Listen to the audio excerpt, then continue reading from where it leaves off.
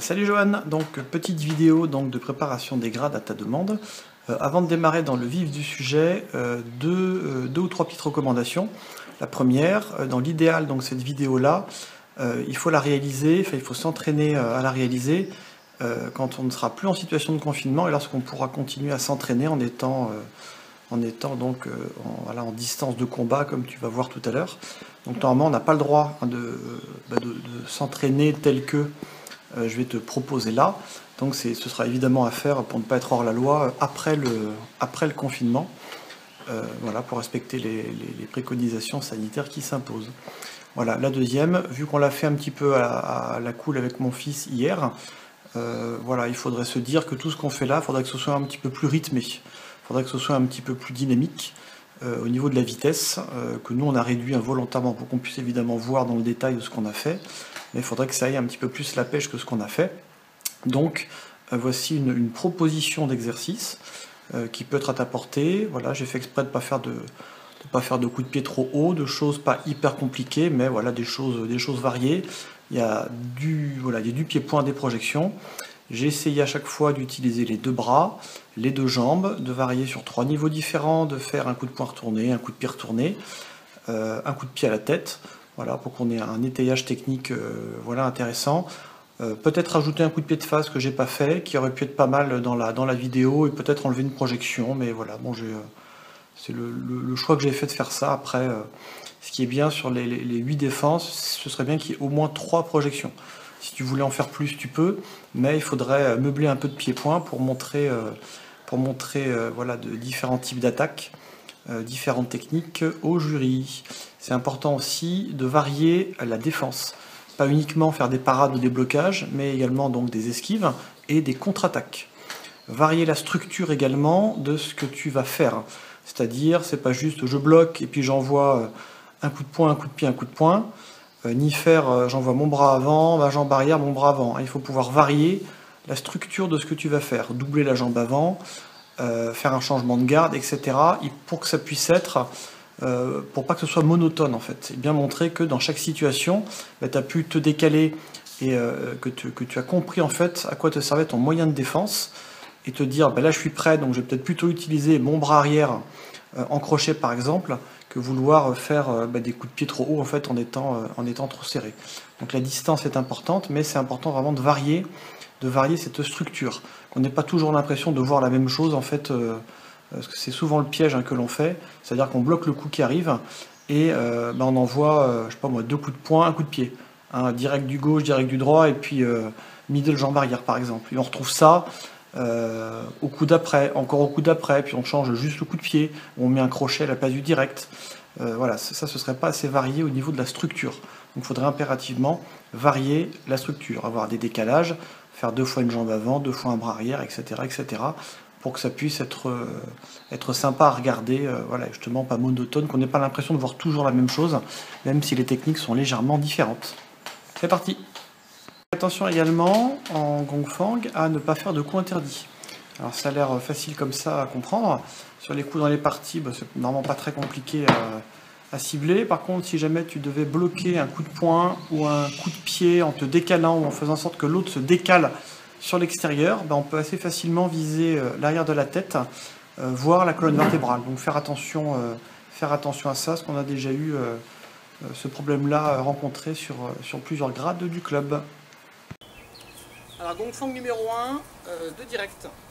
On va tester, t'envoies direct du gauche, direct du droit, vraiment en ralenti.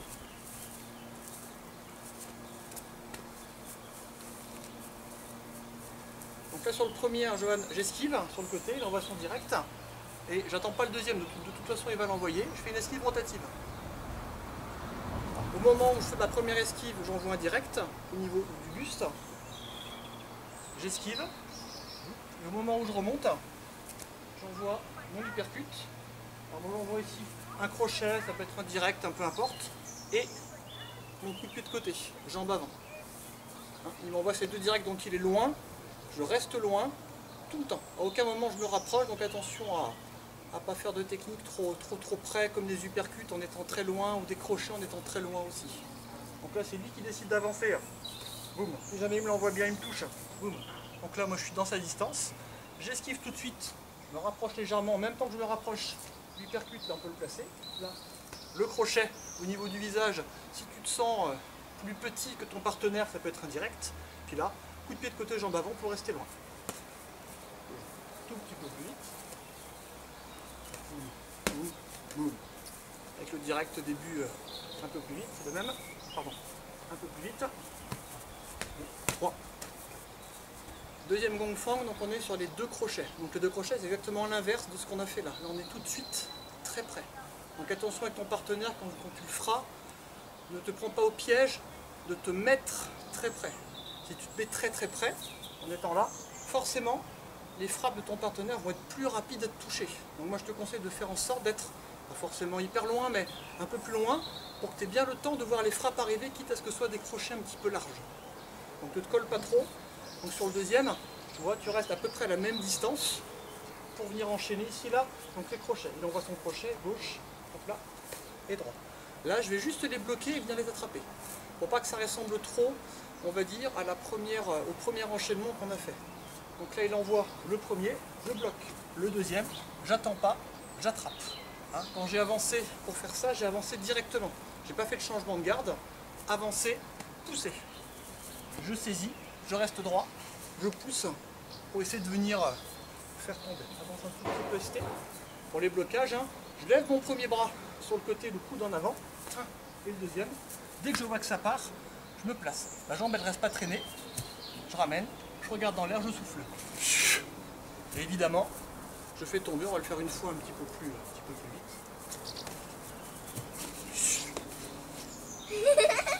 Je penche un tout petit peu.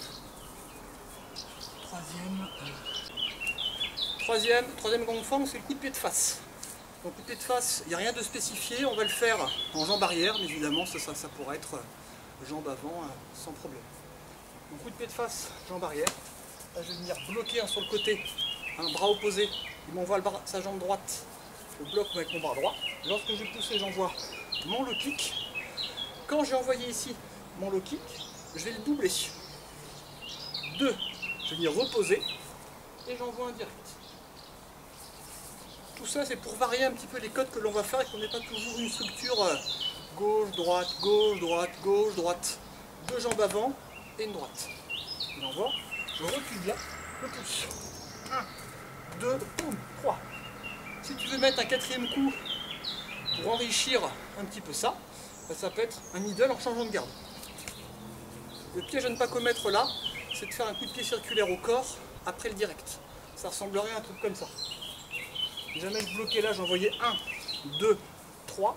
Et là, si je mets mon coup de pied circulaire, là, je suis trop près. Je ne peux pas pivoter, c'est pas propre et limite dangereux pour le genou. Un petit peu plus vite. Hop là. Et là, tu as 2 nouvelles techniques et un changement de structure dans ce que tu as fait.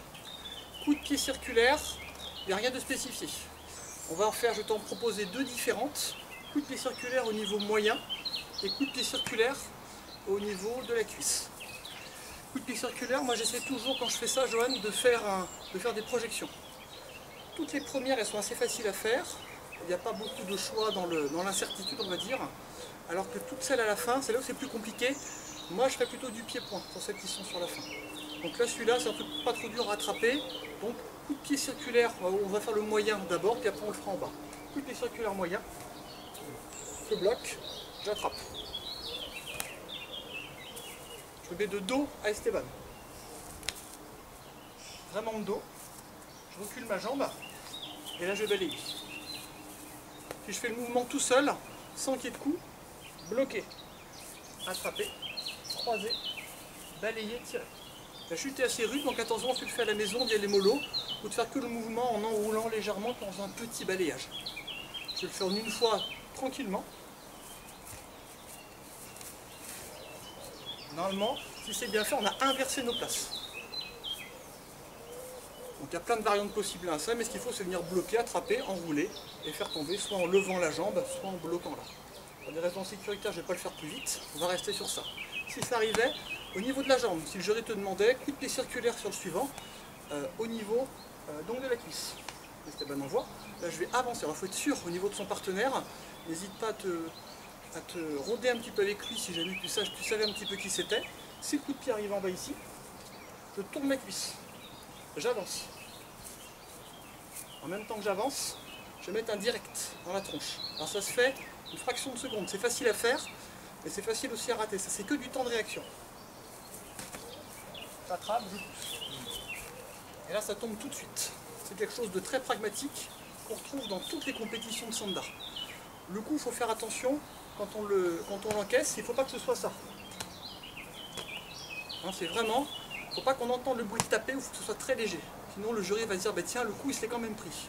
Alors oui, on se le prend, mais on avance, on se le prend en début de course, et pas en fin de course.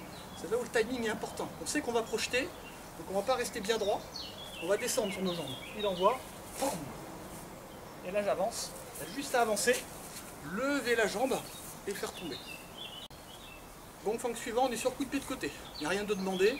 On va le faire sur le coup de pied de côté, jambe arrière. Coup de pied de côté, jambe arrière. Là, je vais venir pousser. Esteban me l'envoie là. Si jamais il me touchait, je recule les fesses. Voilà. Pour éviter que ça vienne me toucher en bout de course, je descends. Je descends son pied avec les mains. Quand je le fais, je monte les épaules, je baisse le menton pour ne pas me prendre un coup tout de suite derrière. Lorsque je suis ici, hop là, tout de suite, je vais commencer sur la même structure que ce que l'on a fait tout à l'heure avec un low kick.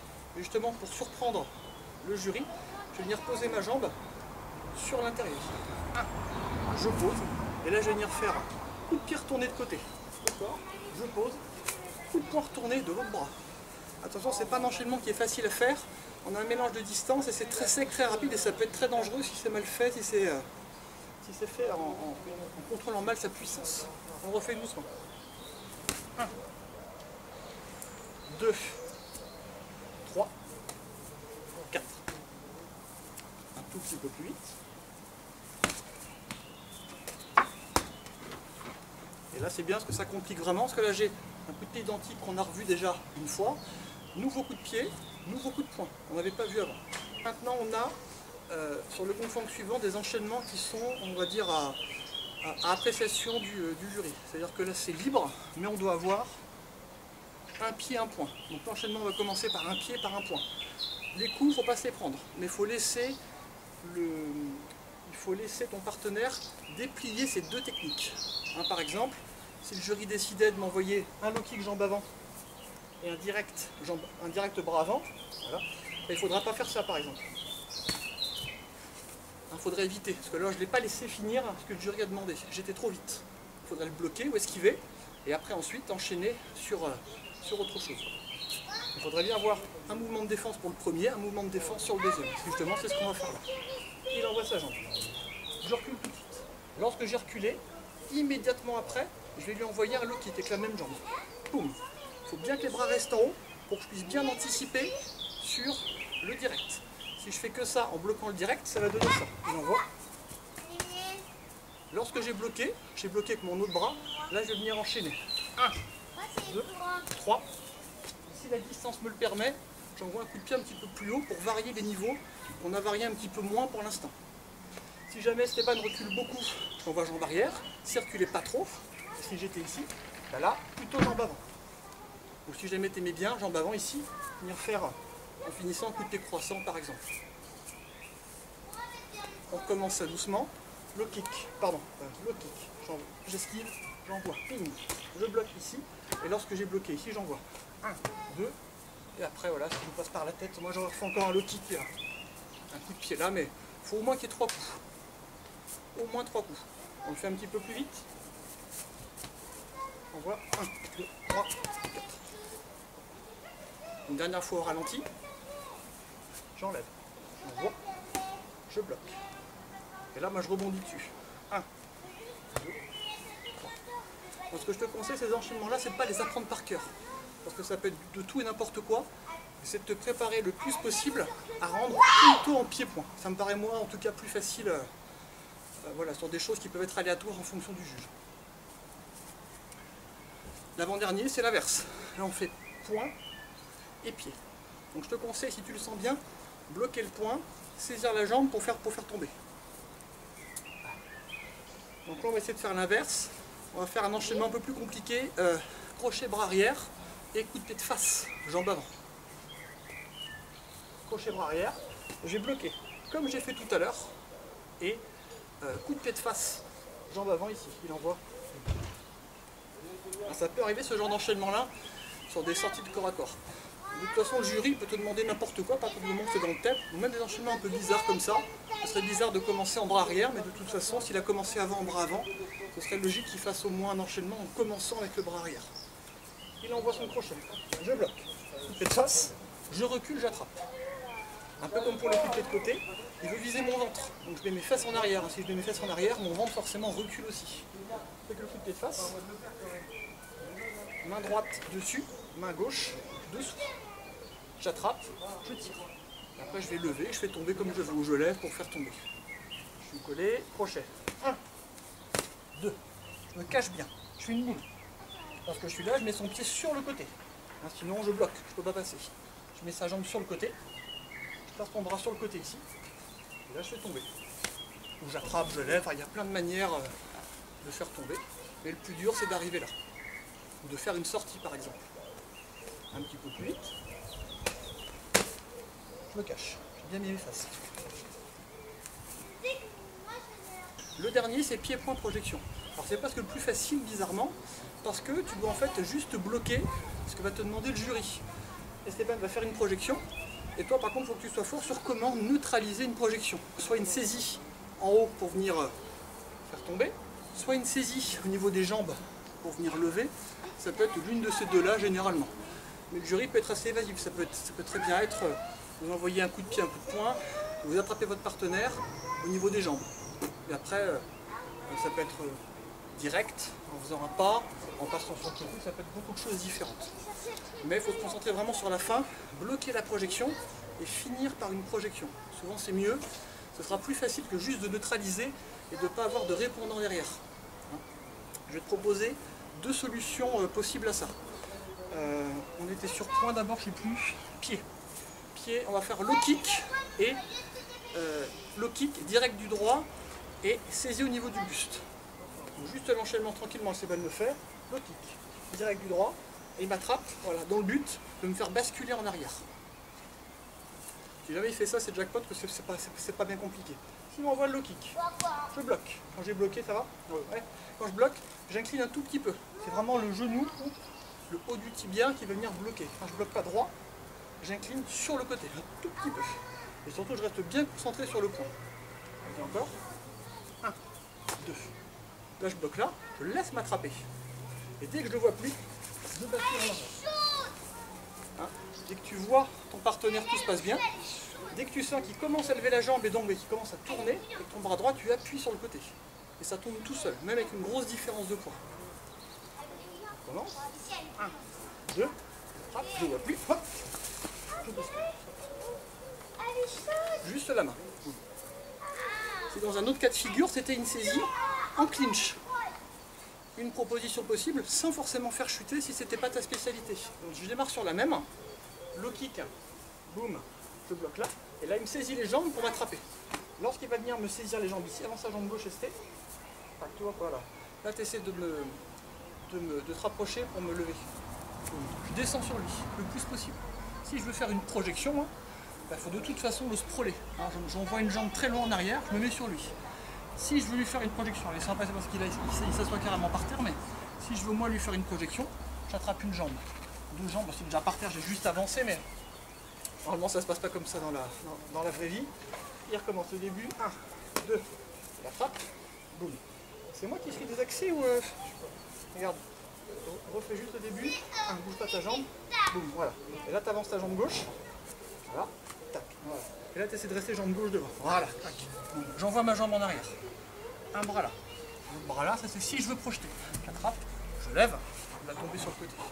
Si je veux répondre avec des percussions, si je sais pas trop quoi faire, si je me perds. On fait le même début, il faut sprawler et après je vais frapper. 1, 2, il m'attrape, je sprawl. Donc il est en étant là, 1, 2, 3. Voilà, bien montrer au jury que tu l'as neutralisé, mais que tu as mis du répondant derrière pour venir contrer, quitte après à commencer un début de projection si besoin.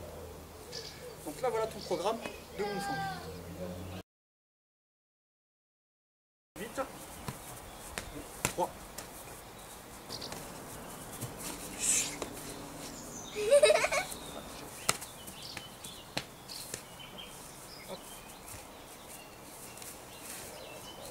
normalement, boum. Et là j'avance, juste à avancer.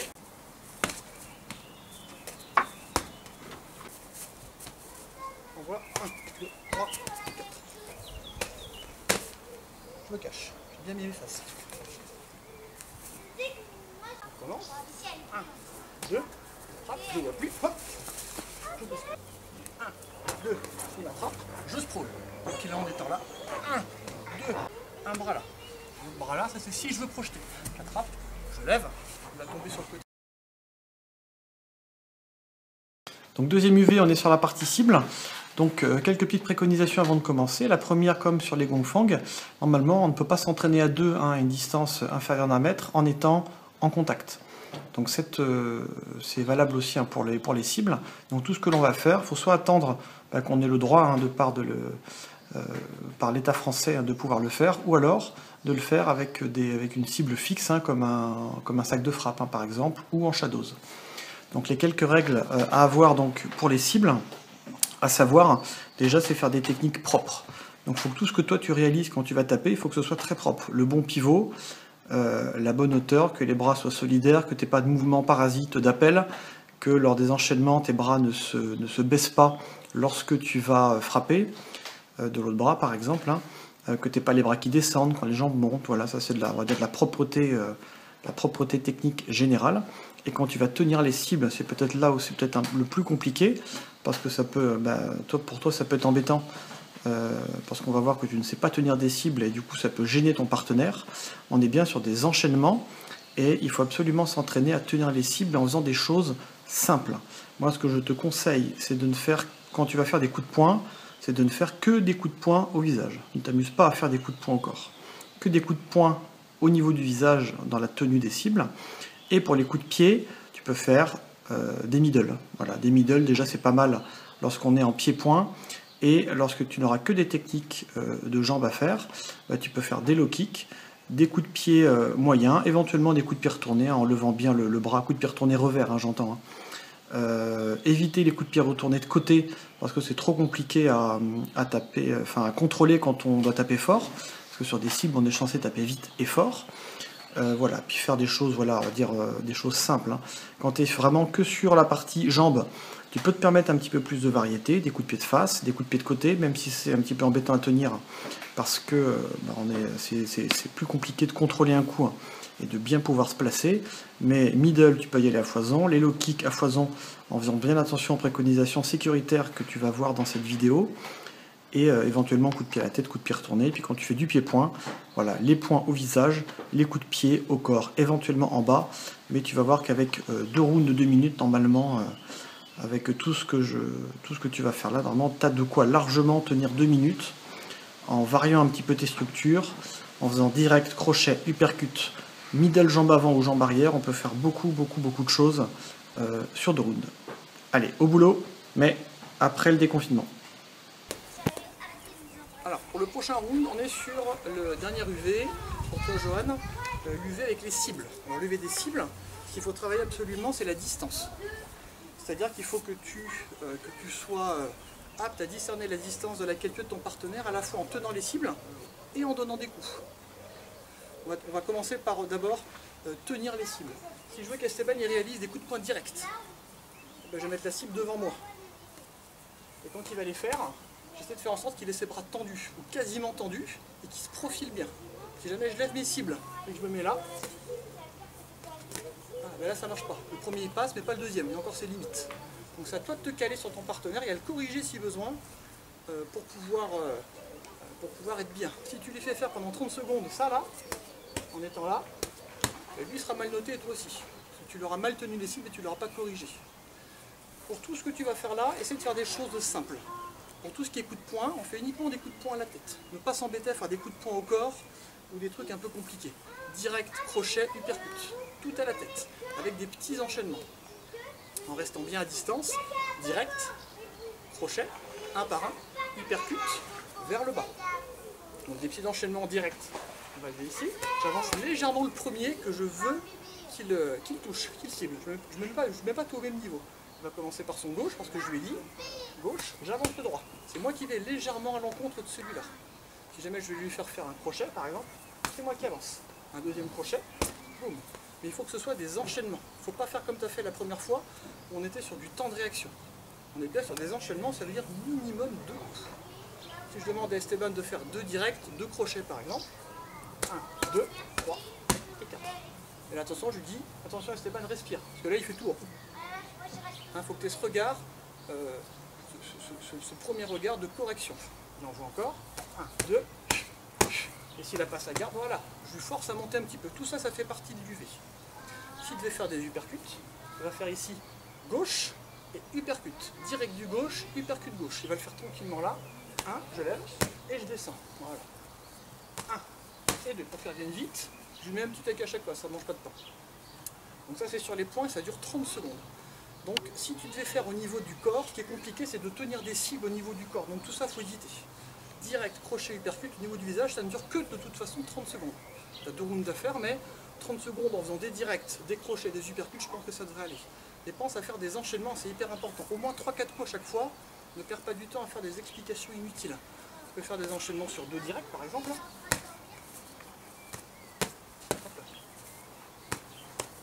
Direct du bras avant, crochet arrière. Direct, crochet, uppercut. 1, 2, 3. 1, 2, 3. 1, 2, 3. Tu le fais accélérer un petit peu hein, s'il y a besoin. C'est toi qui dois dynamiser ton truc. C'est pas lui de démarrer. Tu laisses tes gants là, tes cibles, hein, et c'est toi qui le fais démarrer. 1, 2, 3. Lorsqu'on passe maintenant sur les jambes, c'est le même principe que ce que l'on a fait là. On va privilégier plutôt un travail au niveau des cuisses et au niveau du corps. À la tête, ça peut être un peu compliqué, sauf si tu es vraiment quelqu'un de très souple. Mais quand je vais mettre un low kick, quand tu vas mettre un low kick, mon bras, il n'est pas tendu, il est plié. Et je vais laisser partir le coup. C'est l'épaule qui va laisser partir le coup. Pas de frappe, jambe arrière, en low kick, en début d'enchaînement. Parce que sinon, c'est trop dur à tenir. Il n'y aura pas d'intérêt, on va dire, martial à commencer avec un low kick jambe arrière.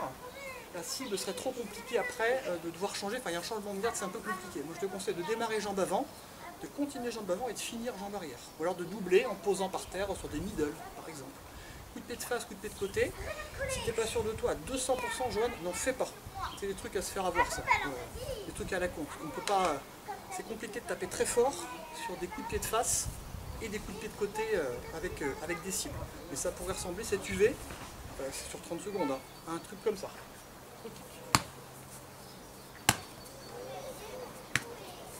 Middle jambe avant. J'appuie légèrement à chaque fois. Le kick, middle.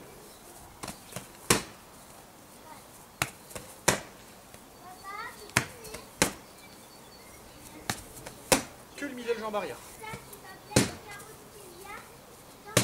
moins fort. On enchaîne tout. 1, 2, 3.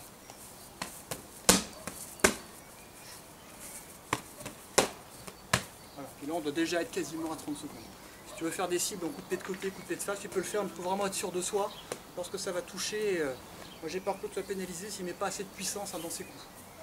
Le troisième round, ça va être, enfin la troisième partie du round, on est sur des amorces. Donc c'est du pied-point, projection.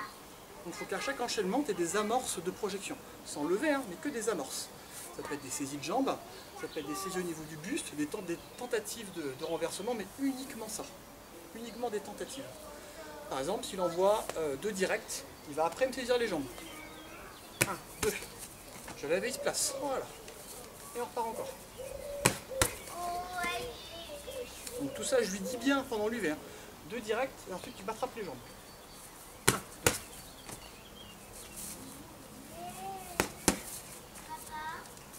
Hop là. Ensuite, tu m'envoies low kick jambe avant, middle jambe avant, et tu m'attrapes le buste pour me faire tomber en arrière. Voilà. Il va jusqu'à l'amorce. Il faut vraiment qu'il y ait une projection à chaque fois.